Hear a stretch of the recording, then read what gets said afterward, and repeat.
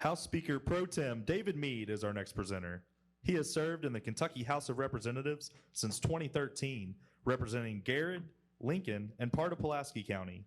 Please welcome Representative Meade to the stage.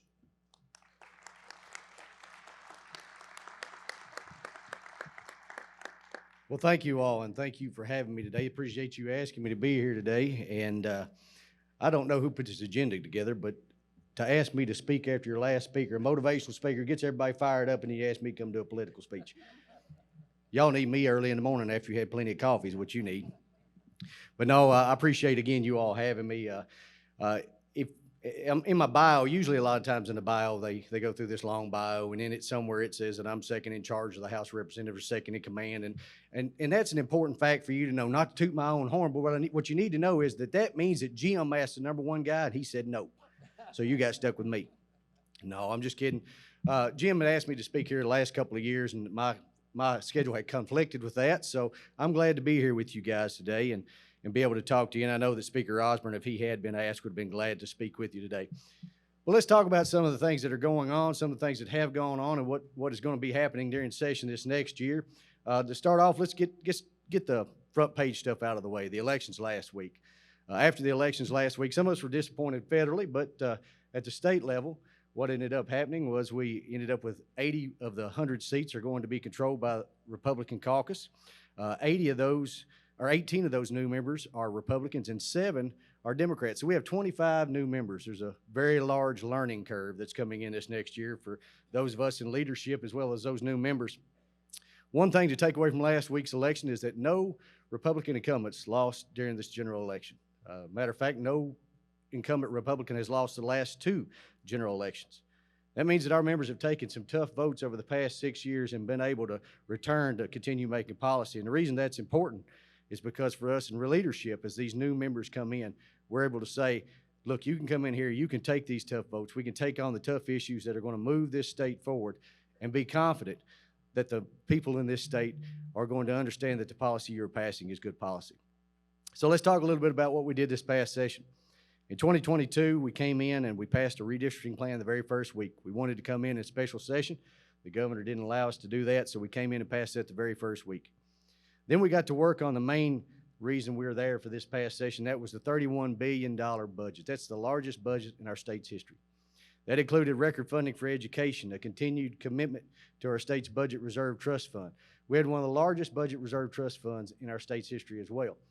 We did that because we were asked by the administration and others to spend what we had. If we go ahead and spend it, they had a lot of priorities, we had a lot of priorities, but we said, no, we need to be good stewards of the taxpayers' money. Take this one-time money, spend it on one-time things and not recurring costs. So we looked through our budget, we found the one-time costs that we could spend it on, and then we pulled money back out and put it in that budget reserve trust fund. We built up that rainy day fund for reasons like the Eastern Kentucky floods, where we passed a relief package of $215 million to help them out, which was well needed. And that's the reason we built it up. We know that we're going to face tough times. We know we're going to see an economy that starts to fall some, and we're going to see some high inflation over the next little bit. We also did pay increases for state police, state employees, social workers, and despite the misinformation and the rhetoric that you were hearing from the Kentucky Education Association, or the KEA, we did fund teacher raises and school employee raises. And we did it in the manner that we were asked to by the Kentucky Superintendents Association, the Kentucky School Board Association, and that was to pass the money down to the local districts to decide how to best appropriate that money and how much raises to give.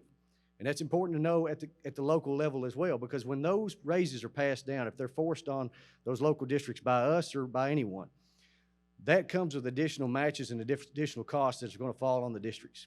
What's going to happen? Those small districts that can't afford it, those local districts, rural districts that can't afford it, they're going to come to you all as fiscal court and say, here's our tax bill to be added for the citizens of our state and our counties, because they couldn't afford it. We also went in, we did workforce participation issues, unemployment insurance reform, welfare reform. We did a $250 million investment in upgrades of our water infrastructure across the state. That's the largest investment in a generation. We did additional funding for local jails, funding for modernize our county clerk's offices, additional pro-life legislation and child welfare legislation to take care of our most vulnerable, election security and transparency We passed the REINS Act in our state to make cabinets and departments study and examine their future regulations more before they pass those on. What's the impact going to be? We do that in businesses every day, and we should do it in government as well. We continue to work on expanding our broadband across our state. These last two issues I'm going to talk about are the most important, I think, for our state. Expanding that broadband across our state was very important. A few years ago, Representative Phil Pratt created the Rural Broadband Fund. And there wasn't much money put into that at the time. But this year, it was a priority for us. The governor put in $50 million. We felt that that wasn't enough. So when the bill came out, we had $100 million in for that. Representative Brandon Reed brought that bill to the floor. The speaker and I had sat down and talked about it, and he had said, let's do something for rural Kentucky, something to show them we appreciate them, that we know that how valuable they are to us. And I said, well, if you want to do something for rural Kentucky, let's make a big impact with broadband. So he agreed. When we came to the floor with that bill, I was blessed to be able to carry an amendment that increased that amount of funding from $100 million to $250 million, and also to put an additional $50 million in for economic development for broadband for our rural areas.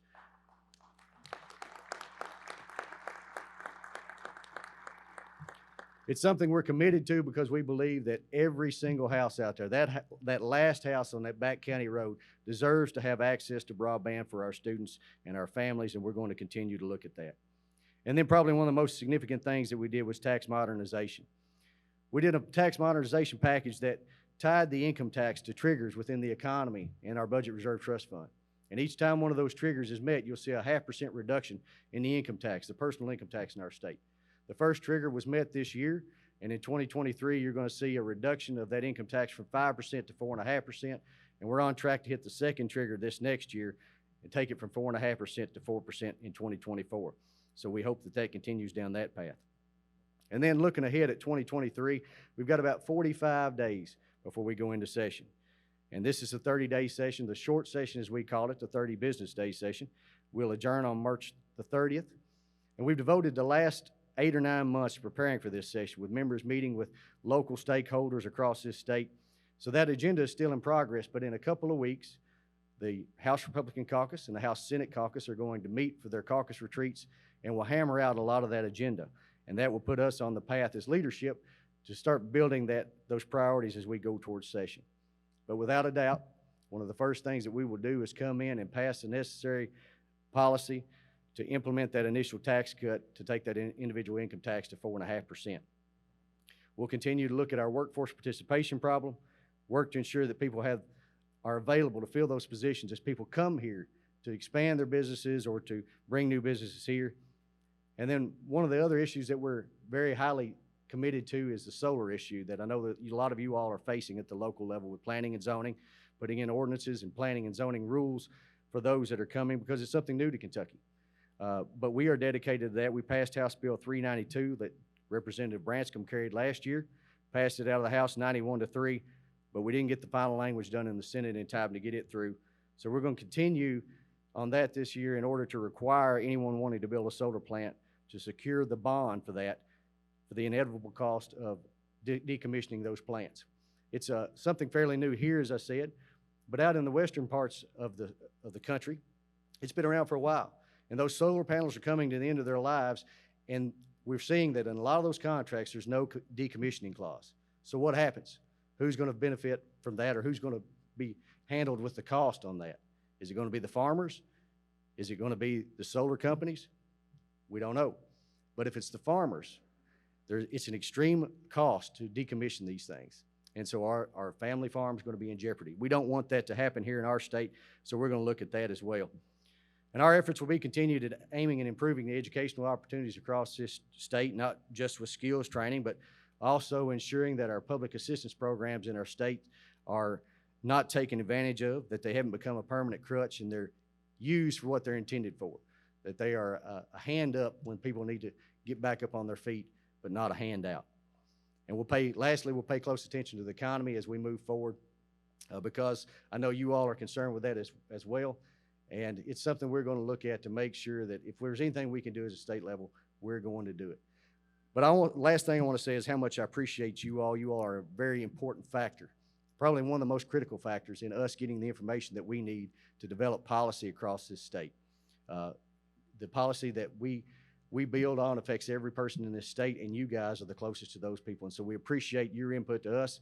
If you don't have a good relationship with your representative or senator, I ask that you create one. Get their phone numbers, have it in their phone, have a consistent conversation with them, and let them know what's going on in your area. I appreciate you all very, very much. Thank you for having me today. God bless you, and God bless the Commonwealth of Kentucky.